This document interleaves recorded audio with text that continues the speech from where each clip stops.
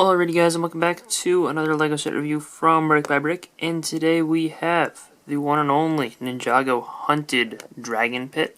And this set was released as part of the summer 2018 wave of Ninjago sets based off of the Hunted season, retailing for a whopping $129.99 in the United States and containing 1,660 pieces with 9 minifigures. This was a pretty big set, and in fact it's the largest regular retail set based off of the Ninjago TV show, not the movie, excluding the direct-to-consumer Temple of Raijitsu, obviously. And there is another one for summer 2019 that is coming in at the same price point, but this one does contain more pieces. So I guess kinda still remains the largest. The build begins with the assembly of this dragon here, Slab, as he is referred to in the show. He first appears in the dragon pit scene in the episode Iron and Stone, which is the second episode of the Hunted season, and it's built up decently well. It's a lot smaller than Firstborn and Stormbringer, the other two dragons of the Hunted wave, but I don't know, I think that's okay. I think in the show the size difference is a little bit less obvious, but it's okay, I think, for this medium, especially when you combine it with the size of the dragon pit. Putting Stormbringer or Firstborn in there kind of is, it makes things a little bit much harder to use. But the overall design of this dragon is alright. He's got the wings, which are built up using these new pieces that were introduced for Ninjago Sons of Garmadon, and those, can angle in and out because they're just on a hinge, and then you got ball joints at the bottom there, which allow it to kind of flap its wings. They're not very wing-like. Like you can spread them out like this, which this probably isn't really what they're supposed to be used for. But if you wanted to imagine that Slab had some weird mechanism to lift up Ninja, you could move these out and use them that way if you wanted to. I mean, it is a plaything, and honestly, I've kind of found that feature a little bit fun, even if it's accidental. But it is a thing, so you can use those as like hands, and they can chop in. They actually move really well for that. So this probably was not an intended feature, but it's honestly kind of fun. The head of the dragon, is okay. It's got the opening mouth, which looks alright. I mean, I don't know. Teeth are a little big, and it's not the greatest looking brick-built dragon head, but it works decently.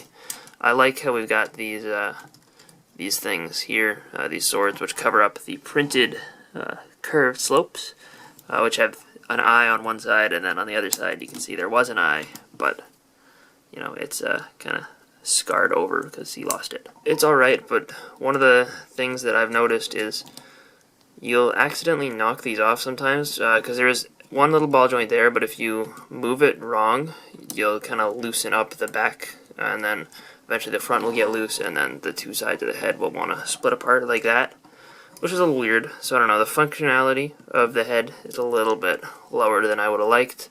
I would have liked it to be a little bit stronger in its assembly, but as far as looks go, I think it looks okay. The legs are just legs. They can move around, they can spread in and out. I like the toes, they're built up decently, and we get a good amount of sand green on here, which, I don't know, is a good color scheme for a earth dragon. And then the body is pretty good looking. There's no saddle on here that's removable, which is a thing that's present on both Stormbringer and Firstborn, but you can seat a figure up there if you want to be riding the dragon, which, there's just a 2x3 space, so I guess you could have someone standing behind that too if you wanted to. And then, the back legs, same amount of posability as the front legs. I like the way it's built up around the sides. Looks pretty rock-like, and my favorite feature is the Poseable Tail, which kind of has an Ankylosaurus vibe with the end of that there. I don't know, I'm a fan of the way that tail works out, and you can pose it all around, and I think it just looks good. Slab is probably the least impressive of the three hunted dragons, but aside from the weird construction and the limited articulation of the head, they should have just added one more level of joints there, so you could move the back section around without destroying the head. But aside from that, I think that this dragon is pretty well done. And here is the whole build with the dragon and the figures moved out of the way. And you can see it's kind of comprised of 3 major sections, and sections are this center, pit opening, and then you do have these, which are used to connect the 2 sides. So if you wanted to, you could hook it up with Technic pins and just go like that. I'm not going to actually go through and spend the time, plugging in all the Technic pins. You could do this, but then this ladder kind of gets in the way, and you kind of have to go like that. And you could just pin that right in there if you wanted to. So you could make this into a more linear display if that's what you need for, whatever way you have to display it. That's a possibility. That does restrict access a little bit to these actuators, which we'll see what those do in a second. And they do have these at the very ends just to cap them off. And there's an identical one over there. And you could also, using the system, you could go ahead and do something like that, and then like that, and then if you wanted to, you could remove the end thing. You could plop in another one, and then you could make it a different style of partial curved circle, and just by rearranging stuff like that. And then I guess you could, I don't know, if you feel like you need to use these, you could throw that right there, and then I guess you could just leave this right here, and then it is reconfigurable, and that's a thing. The thing is, these are not friction pins, so there is a little bit more play at the joints there, like where you attach the sections together, but it's not too bad. And the only thing is, I just wouldn't recommend trying to pick up the whole thing, because you'll notice the center section there is kind of floppy around and a little bit free floating, which I don't know. I wouldn't recommend carrying the whole set like that. I would recommend, if you want to move it around, I would split it into sections and do it that way. But with the whole sections thing, we can kind of take a look at each individual portion of the build a little bit more closely. And we'll start with the largest and most in-depth build, which is the pit gate itself. And the build here for the gate is really kind of randomized looking, and it looks like it's cobbled together. It's a very steampunk look, which I like. It does have these edge sections which are not clipped down at the bottom, but the center ones are, so just be aware that these, you might accidentally knock them out of place, but you can just push them back in pretty easily. And you can just, there is a little bit of play in the way they open, but the feature to open them is done with this gear here, and it just turns a bunch of gears here. It's linked to the other side, so when you turn this, it'll open up the gate, which looks pretty cool, and it's a very fluid and smooth opening mechanism. You can turn it all completely all the way around, and it just looks good. I like it. And then basically the point is you'd open it up, and the dragon would come out, and that's when the battle would commence between the ninja and the dragons in the pit. And that works pretty well. There is another feature for allowing the ninja into the pit, which we'll show you later when we get to one of the other sections.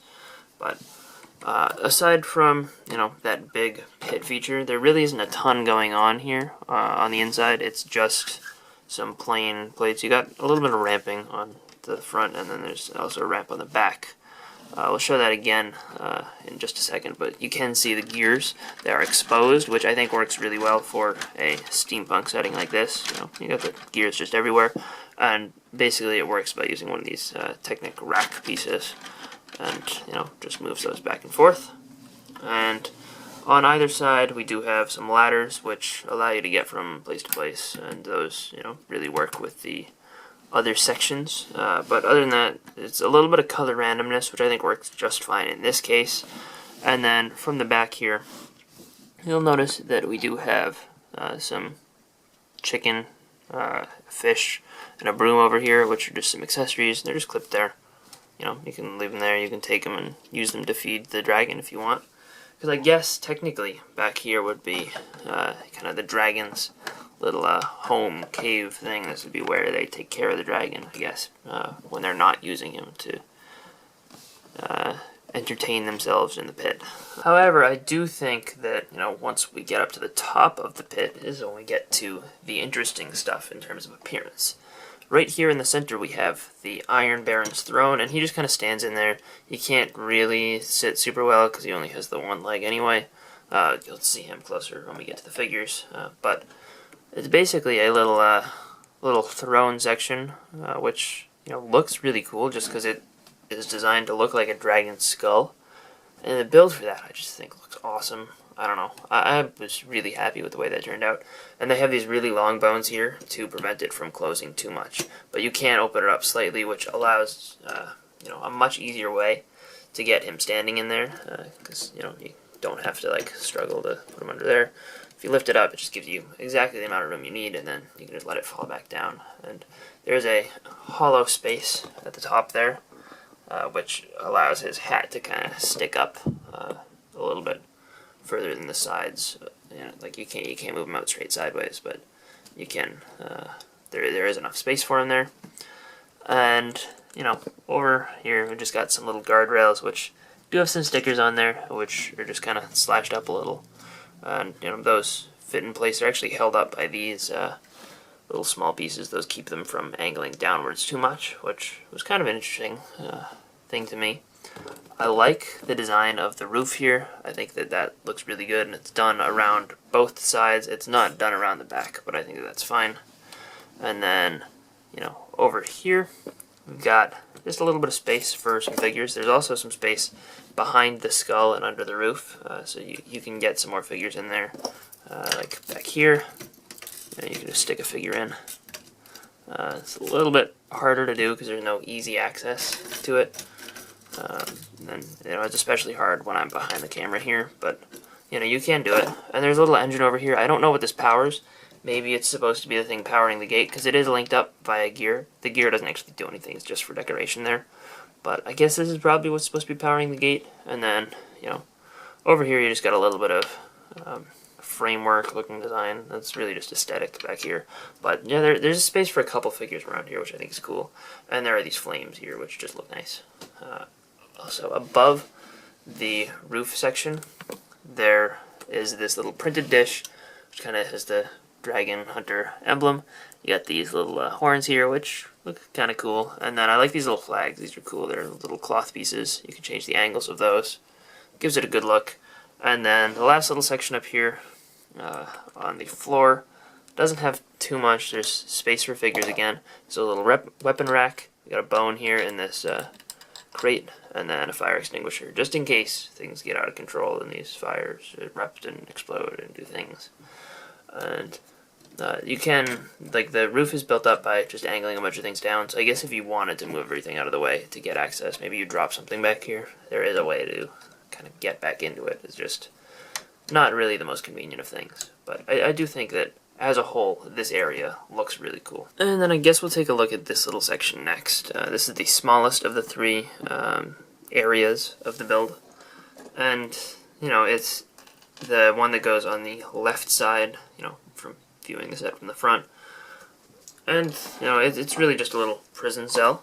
And you have these sides which open up, part way. They do have these cheese slopes which stop them from moving any further. But the point is, the dragon hunters would place the ninja in there. You really cannot stand them on the studs. It's not strong enough to support that. You just kind of have to throw them in there. And, I guess, mistreating prisoners is okay. And when you move this gear, something's going to happen, which you'll see in just a second. This is enclosed around all four sides, so it's a pretty secure prison. And, when you turn this just like that, they'll fall down and into the pit. And then you could close this up as well. And then, it's all closed and they can't get back in. You could also leave it open and let them just hide in there. However, if you want to get all four ninja, they really aren't going to fit in that top section. But you could leave those there and then close up the gate mechanism. And then you could chuck your two other ninja here. And then you could open this up, and then I think Kai's accessory, or just the way I tossed them in there, getting them stuck. But then you could drop the 2 other ninja down on top of them, and then they all have to come out and fight the dragon, which, you know, is what it is. It's a little feature. It definitely is the least impressive, and the feature works the worst out of the 3 sections. But, you know, it looks okay. You have a little fire up here as well.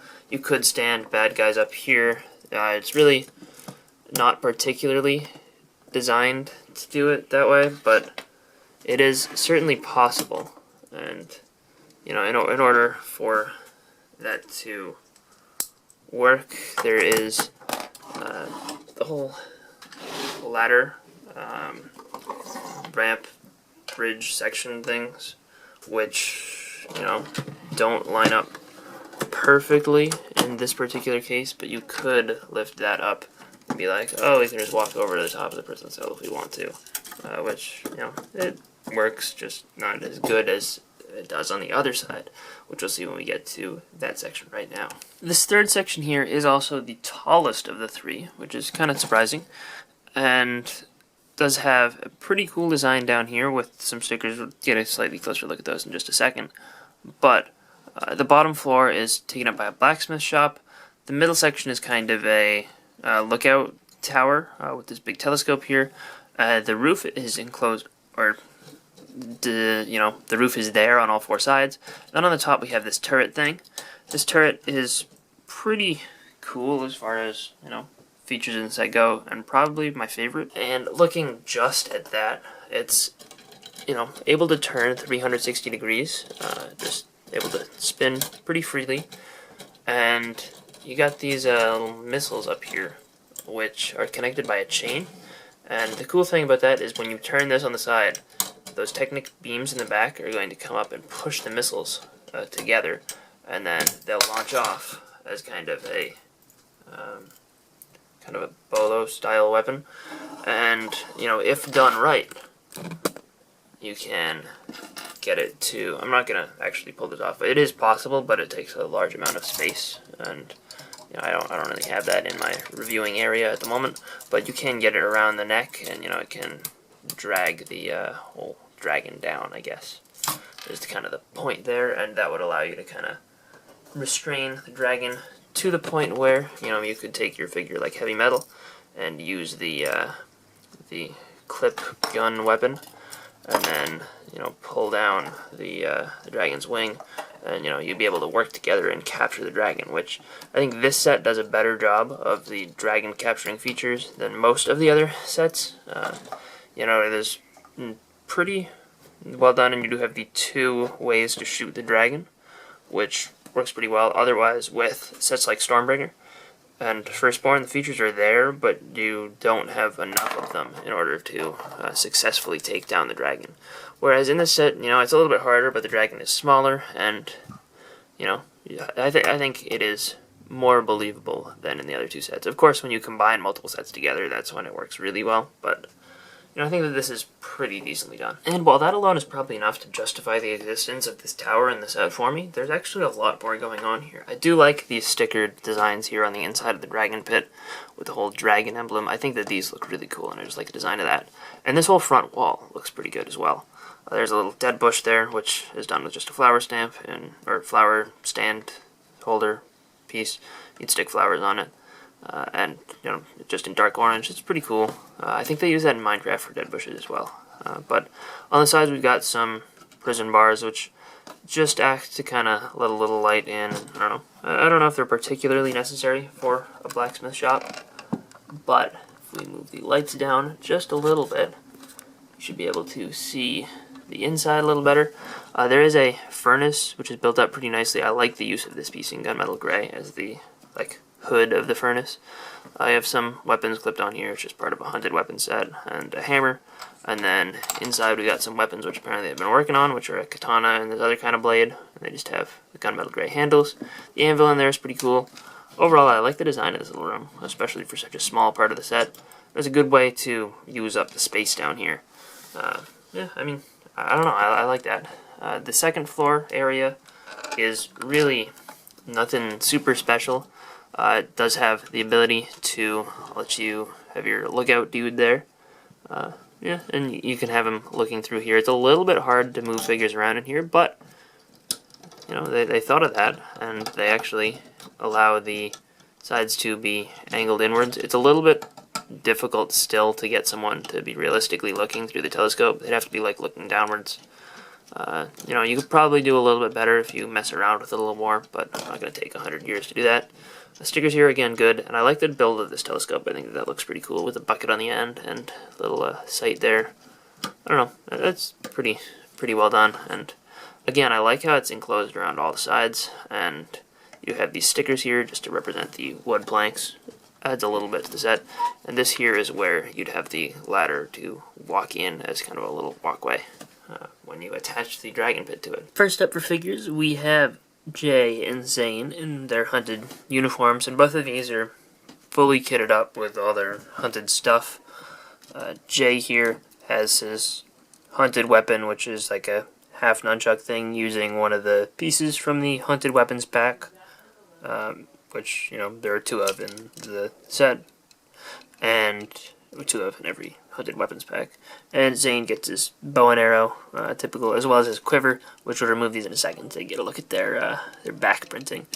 But, you know, the printing on the fronts of them is fine. It's a little weird that Zane's little, like, gray strip going across his legs is cut off through the hips. It doesn't cross over. But you notice these are basically designed to look like they're Sons of Garmadon suits, just with a little bit of wear and damage.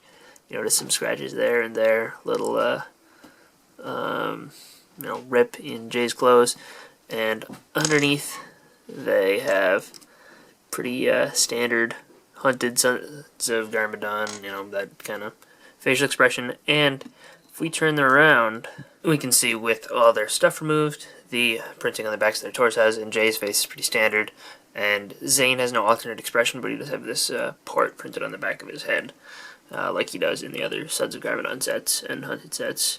And, you know, neither of these are anything super special, but, you know, the printing and detailing throughout them is pretty good.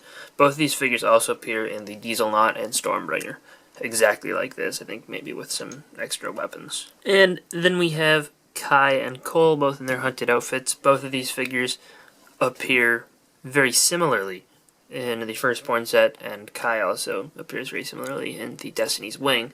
And these are both their hunted suits, so again, same kind of torn up Sons of Garmadon printing designs. Both of these are slightly different from their counterparts in the other sets. Kai, first of all, has a weapon built up with the, you know, short hilted katana and one of these extra pieces, and Cole has a hammer, as usual, this time with a black handle. And the differences between these two and the other Kai and Cole figures: Cole has the orange symbol printed on his mask. In Firstborn, he has a gold symbol, which the gold symbol is the same as the Ninjago movie variants. The orange one here is the same one that was used in the Sons of Garmadon sub-theme, and I believe in the show as well he has the orange symbol. While, you know, Kai's symbol is gold, and that remains the same through all of them. But here he has the flat silver shoulder pads instead of the gunmetal gray ones that he has in Firstborn. I believe he has no shoulder pads in Destiny's Wing. Either that, or it's also the gunmetal gray ones, which the gunmetal gray ones are more show accurate.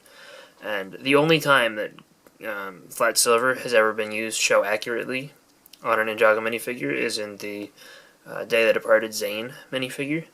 And they've thrown it into 3 other sets completely randomly just to make the figure different, I think. Because, you know, they did it with one of the... I think it was with Ninjago movie Kai. And Sons of Garmadon Zane, they replaced his quiver with one of these in the junior set. And there's one other use of it that was not correct, I believe. But I don't remember off the top of my head. But, you know, the designs of both of these torsos are pretty good. Cole's, it looks pretty good on camera, but it could use just a little bit more opacity on the skin tone on his torso. It's not bad by any means, and it's not really super distracting, unless you're specifically looking for that. Like, from a distance, you know, not really going to notice it. But if you're really paying close attention to the details on the figure, you will see that it is a little bit off. And they both have their standard Ninjago movie faces, nothing special about those at all.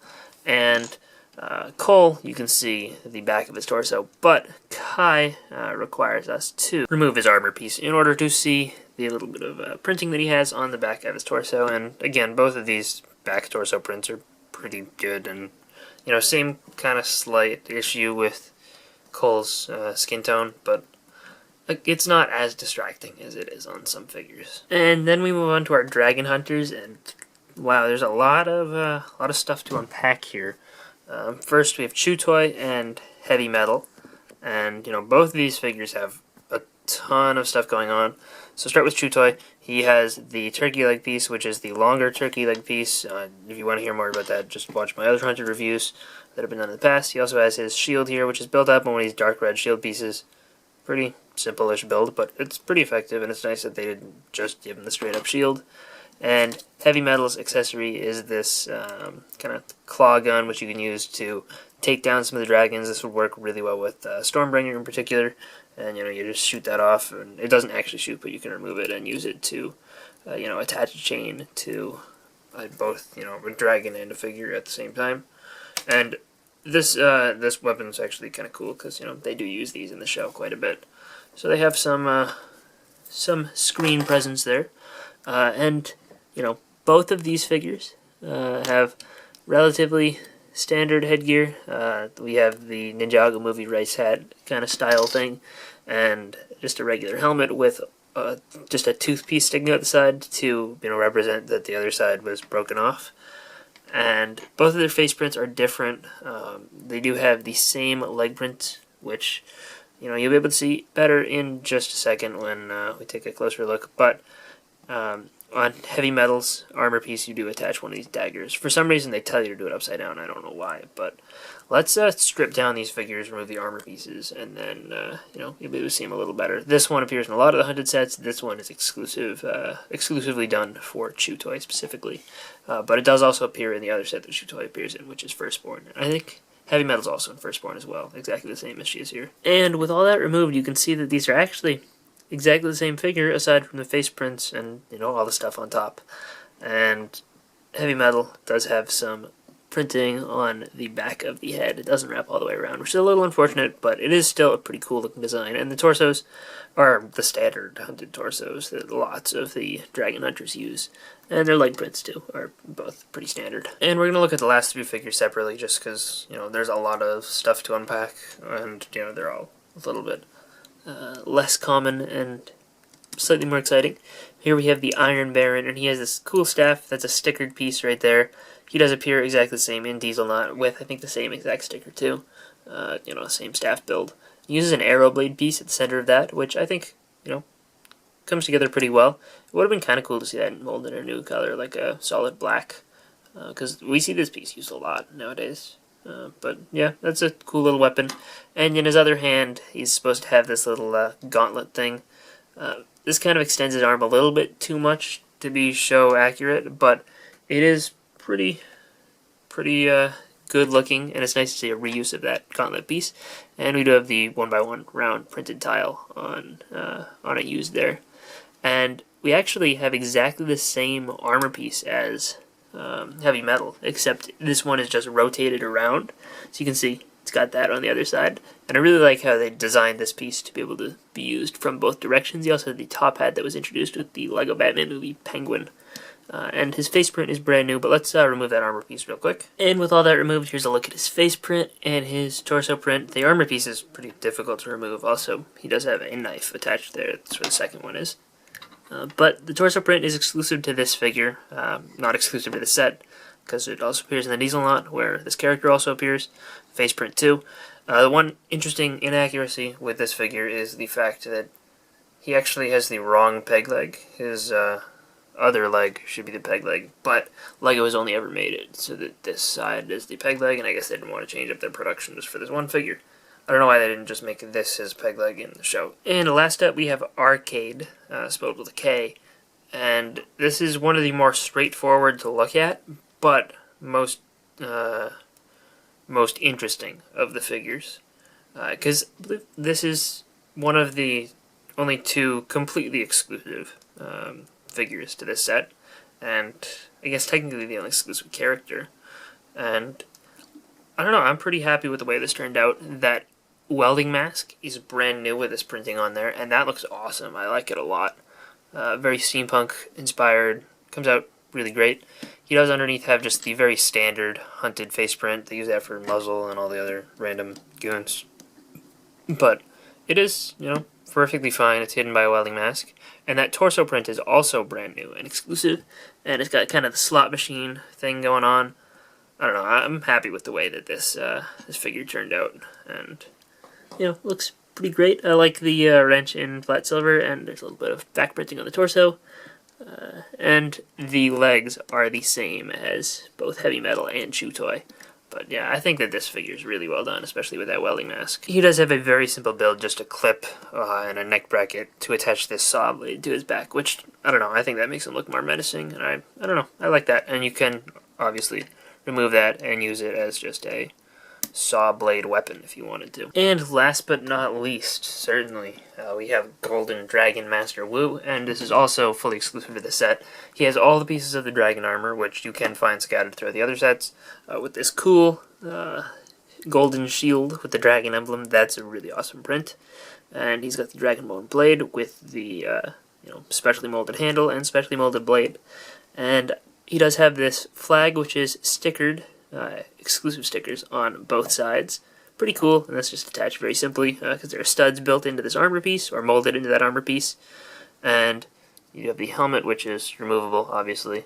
And if we strip all that down, also the armor is in several sets as well. But if we strip all this down, then these are all the prints we have underneath. The leg print is actually the same as the Golden Dragon Master Master Flyer.